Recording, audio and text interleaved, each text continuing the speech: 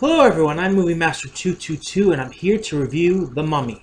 The first entry of the so-called Dark Universe, The Mummy, sees Tom Cruise play Nick Morton, a U.S. Army soldier who also dabbles in black market trading of ancient artifacts. Seeking out such artifacts to sell, Nick Morton becomes cursed by the ancient Egyptian princess Amenet, who needs him to complete an ancient ritual that will bring darkness and destruction to the world. Let's get it right off the bat. The movie is not a masterpiece. It is not groundbreaking. It does not trend any kind of new ground.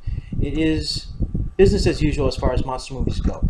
That all being said, though, the film is also not nearly the disaster that some paid critics would have you believe. It is a thrilling, interesting, sometimes scary, even humorous summer blockbuster film that knows exactly what it is and delights in it. The movie knows what its audience wants. It wants monsters and it wants action, and it wastes no time getting to either. There are the occasional info dumps now and then, but overall, the film maintains a fast-paced action-adventure kind of feel that it isn't the straight-up campy horror movie that some people might want or expect. I think there are enough horror aspects throughout the movie to satiate any desires or expectations a horror fan might have. I'd also like to shout out that despite a lot of the CGI-heavy effects that are advertised in the movie, a good deal of this movie seems to be done with practical effects, which adds to a good amount of graphic detail that adds to creepiness and horror that most movies that rely on CGI tend to miss out on. I will, however, agree with most critics in that the movie tries to do too much world building and setting up the dark universe than focusing on the movie at hand. It's like Warner Brothers with the Justice League, Legendary Pictures with Kong and Godzilla.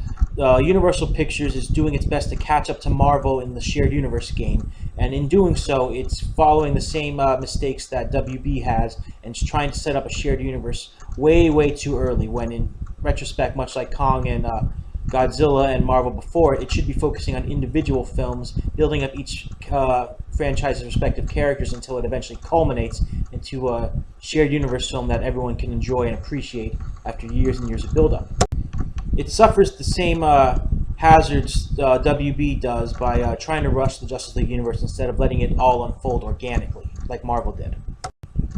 That being said, though, the injection of world building really doesn't hurt the film all that much. The Mummy is still front and center. It is still a terrifying force of nature, scary at times, as it should be, and it is still a fun sight to behold.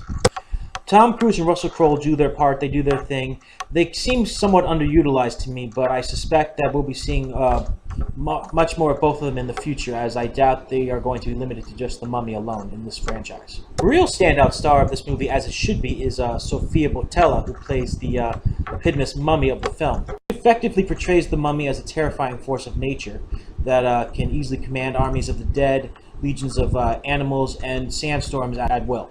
More than that, though, her acting style, borrowing experience she has as being a professional dancer, injects a lot of physicality to the role that I very much appreciated. It gives her a bit more of an animalistic quality, a bit more supernatural or unnatural, and it just adds to the strangeness of the character, which all works very much in her favor.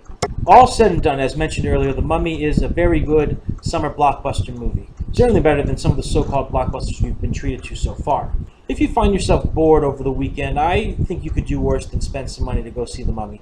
I don't think it would be worth any extra to see it on 3D, so probably save your money there. But if you did end up seeing the movie, I don't think you'd be disappointed. That's all for now. I'm Movie Master 222, and I'll see you all next time.